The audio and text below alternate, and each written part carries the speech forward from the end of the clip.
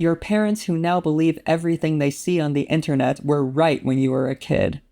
Do not believe everything you see on the internet. My name is Ben Daniels. I love talking movies, especially of the camp variety, theater, music, and all things queer media. There has been a lot of discourse online about the live-action Lilo and Stitch film, and most of it is pretty bad. So, of course, when I see such divisive dialogue about a film online, my first reaction is, of course, to check it out for myself. And seriously? How dramatic have people gotten? This remake is not as bad as people are making it out to be. No, this movie is not without its very glaring flaws. But to call it a travesty, to call it Disney propaganda, to accuse Disney of hating families, it's overkill and far from the truth. In fact, it is these very things that everyone is complaining about that might just be saving this film from complete mediocrity. So I'm here to set the record straight. This is a far from perfect film. I would not even go so far as to call it a good film, but this is not the Snow White caliber disaster that everyone is screaming it is. So, a little overview. Lilo and Stitch is a remake of the 2002 animated... Can we call it a classic yet? If you aren't familiar with Lilo and Stitch, it's a very sweet story about a Hawaiian girl named Lilo under the guardianship of her sister Nani after having lost their parents. And this alien experiment crashes onto Earth and winds up in a dog shelter where Lilo adopts him, turning their lives and his upside down. All the while, the creator of this experiment, Jumba, and his funny Disney sidekick Pleakley, go to Earth as well in an attempt to look for him and bring him back home, as they all learn the true meaning of Ohana, our family. It's a very, very sweet story with a beautiful message and a really strong emotional core. So, where does this leave the live-action remake? Well, the transition into live-action definitely makes it lose its charm a little, but it's not completely deprived of the life that is so prevalent in the animated film. I have a lot of problems with this film, yes, but I also really appreciate the changes this film is making to make this story its own, which I will be discussing more of as we dive into our first point of discussion, the writing and direction. This film is written by Chris Kikanio-Kalani Bright and Mike Van Wise, and directed by Dean Fleischer Camp. I have not heard of these writers before, and I did a little bit of research on them, and just as I expected, this is their first major project. But I do know the work of Dean Fleischer Camp very well, and you might as well. He is the director of the 2021 animated film Marcel the Shell with Shoes On, which is one of the most moving pieces of animation I've ever seen, and I think many would agree with me on that sentiment, and preceded that film with a series of successful shorts on YouTube. The directorial style in this film is fine, I guess. He does enough with the camera to make this movie stand out as its own quirky little thing like he did with Marcel the Shell, but I'm surprised by how Dean kinda missed the mark when it came to telling this story visually, especially in the beginning when we're introduced to Lilo, and how she is disliked by her so-called friends. He doesn't allow the kids to really act in these moments, so the emotional resonance of what is the beginning of Lilo's arc, arguably the most important part, is sorely weakened. The editing, particularly in very fast-paced sequences, was awful. There were significant story beats that occurred during blink and you'll miss it shots because it's all cut up too quickly and too chaotically. I found many scenes that were brought over from the original animated film to be very rushed. In fact, I would say this story as a whole is kind of a chaotic mess. There is a lot happening at once and it's all given very little time to breathe. So it definitely lessens the emotional impact that the animated film has. Important moments from the original film, the introduction to the central theme of the film, Ohana, even Lilo's wishing on the shooting star. So much of this film, including many emotional beats, are shockingly rushed and kind of glossed over. The opening scene that takes place in space is cut by about half the runtime and condensed. It's not really given any time to properly develop. Stitch breaks loose and is on his way to Earth about 5 minutes in. There's a lot of inconsistencies with the dialogue as well. Moments where they try to tie something back in that in the animated film was communicated, but here was either forgotten or cut. It makes for a very conflicting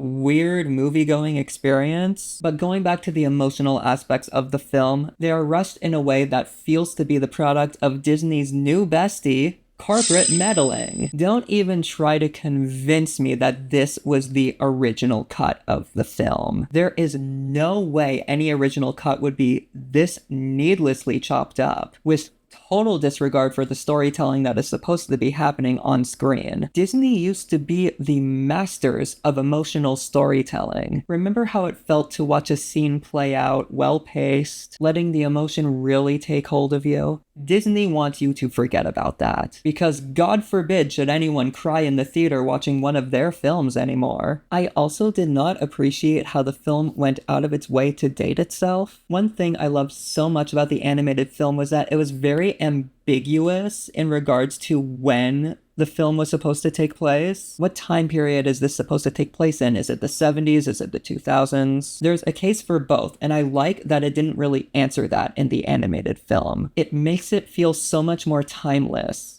You know, it doesn't need to have a specific confirmed time period attached to it. The live action film makes it very clear that this takes place in the modern day. The characters use smartphones, and most disappointingly, the scene where Lilo tells David that Nani likes his butt and his hair because she reads her diary is replaced with because she reads her text messages. That cut deep. Like, that is borderline disrespectful. Why do you want to date your film that badly? For these reasons, the live-action remake will not stand the test of time in the same way that the animated film will or has. So, with all that said, what did I like about this movie? Well, there's actually a lot I liked about it. I think it made some changes to the story that were not only appreciated, but were surprisingly bold. I will go into more detail about the visuals soon, but I thought those were great as well. I thought much of the cast had great chemistry and some strong original one-liners. And we do see some solid performances here, whether it's live action or voice work. I was fairly impressed by those aspects of the film. And I thought that for the most part, this film still does have a very strong emotional core in the same way that the animated film does. The problem is that the film is so terribly edited and cut up that it's just not given any room to breathe. That said, it's hard not to praise this film for the gutsy story choices it's making, which I will talk about later. I liked the scenes with the aliens, especially Jumba and Pleakley. I thought they had great chemistry. I was surprised by how frequently I was laughing pretty hard in the theater.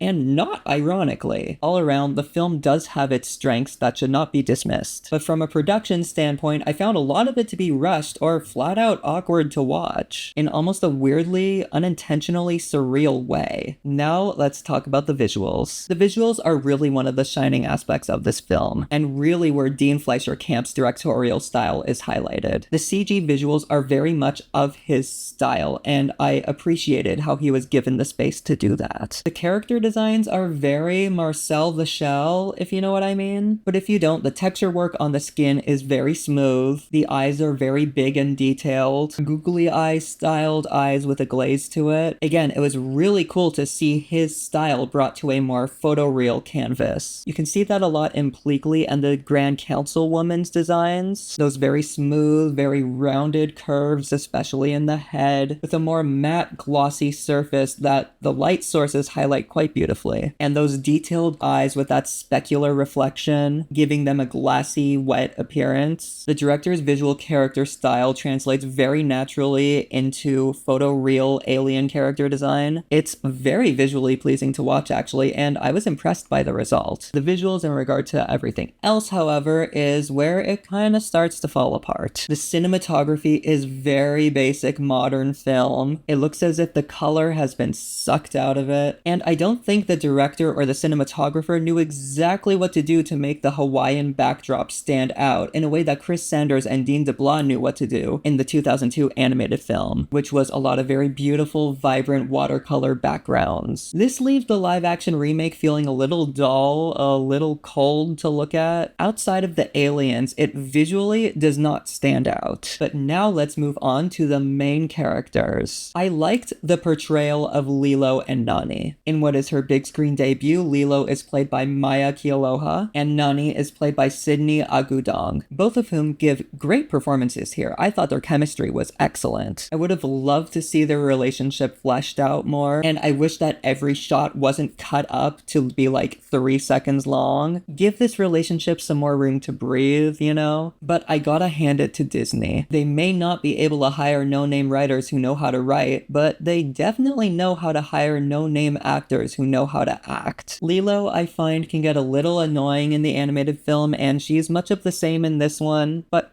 the character's charm is thankfully still prevalent. She's incredibly lovable, just sweet to watch. Nani is, interestingly enough, portrayed to be a lot more incompetent than she was in the animated film. Maybe it's just because of the awful editing, but she appears to come off as someone with a mind of pure chaos. Like, full on, does not know what she is doing with anything in her life, especially taking care of Lilo. This Nani has big time ADHD, as it feels like the editor did too. But her sisterly love for Lilo is still there, and it's still very sweet to watch, but again, I would have liked to see these scenes fleshed out more and not so rushed. Nani's character and her character traits are very inconsistent. She's supposed to love marine biology, but she doesn't really make any reference to her love for it. No dialogue showcasing her knowledge for the topic, her passion for it. And then they add, oh wait, she also loves surfing, because we still gotta shoehorn in the Hawaiian roller coaster ride scene, even though we're going to totally butcher it, but more on that later. But like, you're not even going to add in the dialogue, maybe Nani pointing out like, oh, that's this kind of fish. Like, it's a very, very simple task to develop a character in that way without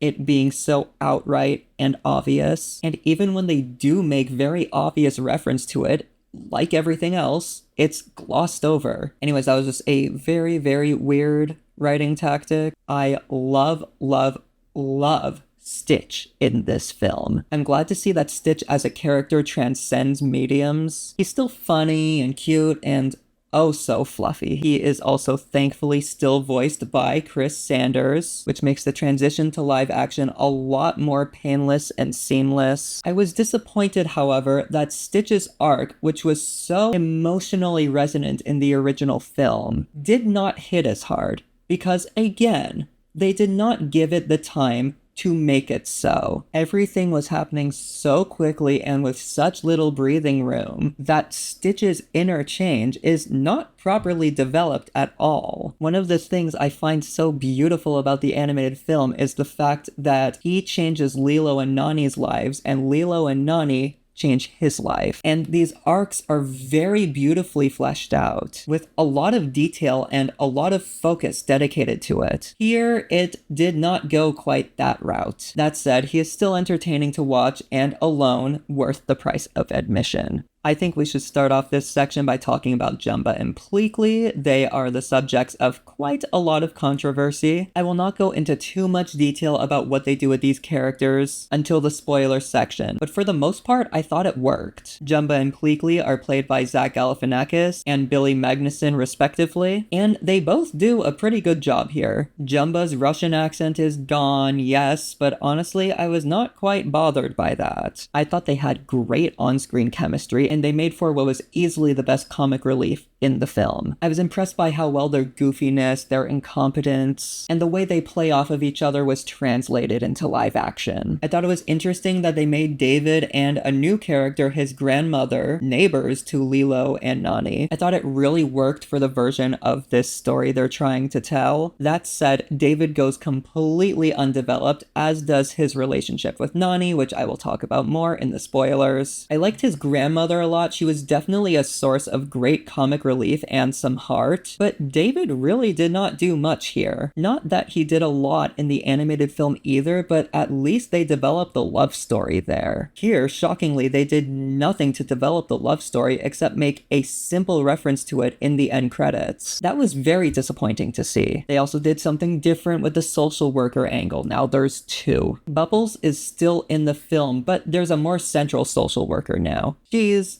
definitely a lot sweeter than Bubbles in the animated film. I understand why they did that, but what bothered me even more was what they did with Bubbles. Disney full on castrated this man. He's supposed to be this big, buff, intimidating CIA agent. Now, he's really nothing but the last thing. He's just a CIA guy. Nothing threatening about him, nothing that makes him stand out as a character. The film does nothing to flesh out his personality. He almost doesn't even need to be in the film, and it will go completely unchanged. That was one of the biggest letdowns when viewing this film easily. Now, let's talk spoilers.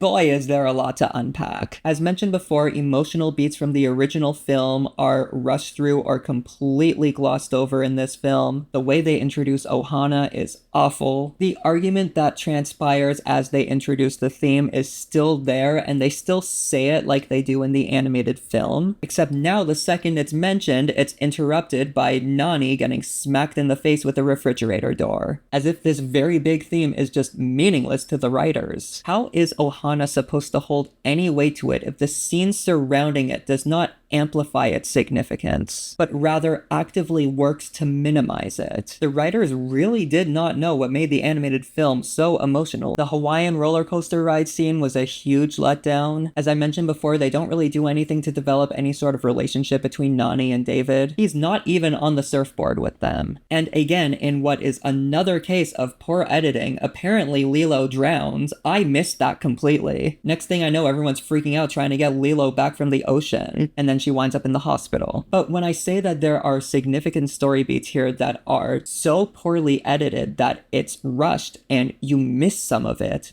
that's what I'm talking about. To circle back to Jumba and Pleakley, I liked what they did with them. Yes, it was very disappointing that Pleakley did not do drag, and I do wish they stuck with that. Seriously, Disney, embrace the pure camp that would have come out of putting them in costume in a live-action space. Just that utter unlikely ridiculousness, I think, would have really heightened the humor. But I still like the direction they went with instead. Yes, Jumba and Pleakley opt to disguise themselves as human while they're on Earth, using this technology that they have at their disposal. But the funniest thing is, their personas as aliens who are unfamiliar with Earth remain intact, just as humans, which leads to a lot of really great humor between the two and their interactions with people. That really brought a lot of laughs. So, gotta give credit where credit is due. They handled the Jumba and Pleakley stuff quite well here.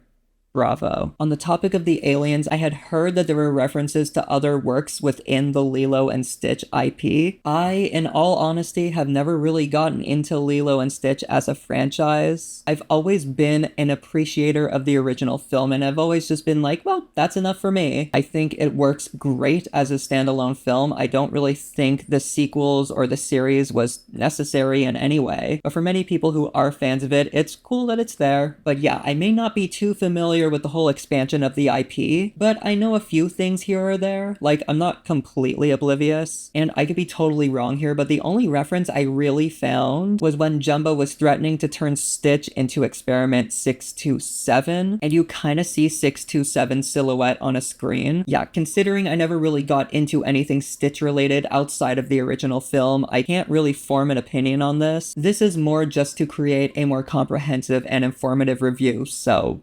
cool. And now for the moment you've been waiting for. The most divisive, controversial part of the whole film, and one of the biggest Disney scandals in recent memory, right next to the live-action Snow White, the ending. For me, it was the ending that saved this film from being complete and utter mediocrity. The ending in which Nani decides to give up Lilo to live with their neighbors while she goes off to college to study marine biology. Now, there are major problems I have with the ending, and it all comes back to how poorly written and edited this film as a whole is. For one thing, Nani's passion for marine biology was very poorly communicated, and much like so much else in this film, felt completely glossed over. The only reference made to it is when her neighbor says, oh, by the way, this brochure for the marine biology program you want to do so badly came in the mail, and you should think about doing it. And that's it. That's all we get. That is the mere seed of an idea that we get. There is nothing in Nani's character to suggest that she is actually passionate about marine biology. They could have shown this visually. They could have shown this through dialogue. Even something as simple as Nani excitedly pointing out or naming fish. Is it really that difficult to flesh out a character like that?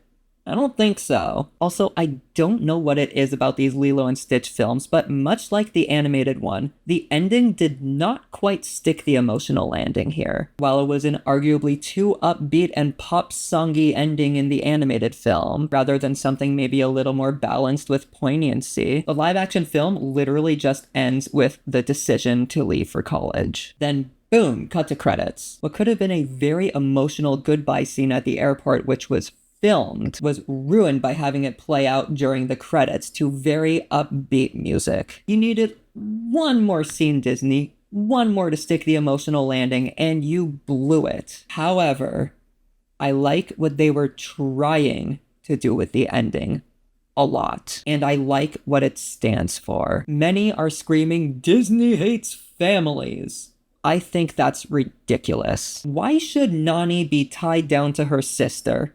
She didn't sign up for this. I doubt she has even had the time to process losing her parents, let alone live a normal life. Why can't she go to college and pursue her dreams? This is an ending that makes sense. Arguably more sense than the animated film. You really want her to be stuck taking care of Lilo in the prime of her adulthood? Are you serious? What would you do if you were in Nani's shoes? Serious question. Let the girl go to college. Let her live her life.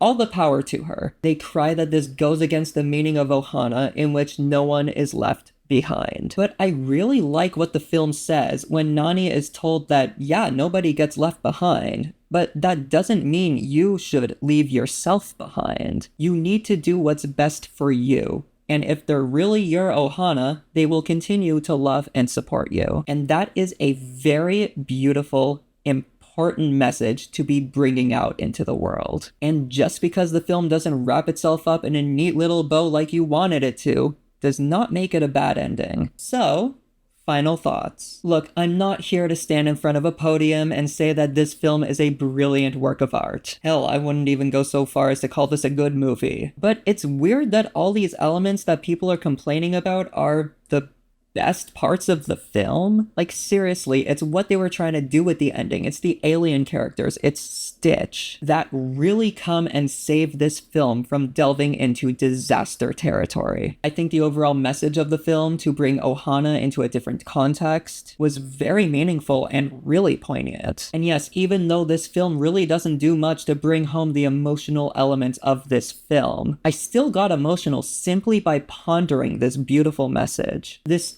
theme they tried to achieve, which is why it's even more disappointing that so much of this goes underdeveloped. So I was really trying to think about what to grade this film. I put a lot of thought into this, and at the end of the day, I'm going to give this film a C-. Is that fair? I think that's fair. I had a good time watching this, and I would recommend you completely disregard the outrage you're seeing on the internet. Go see this movie for yourself and form your own opinion. If you've already seen this film, I'd love to hear your thoughts in the comments. Let's start a dialogue, but please, let's be respectful to each other. If you like this review, you can give it a like. If you like me, you can subscribe. I have some very cool stuff planned for this channel, which will be coming soon, so please stay tuned for that, and I will see you next time. Bye.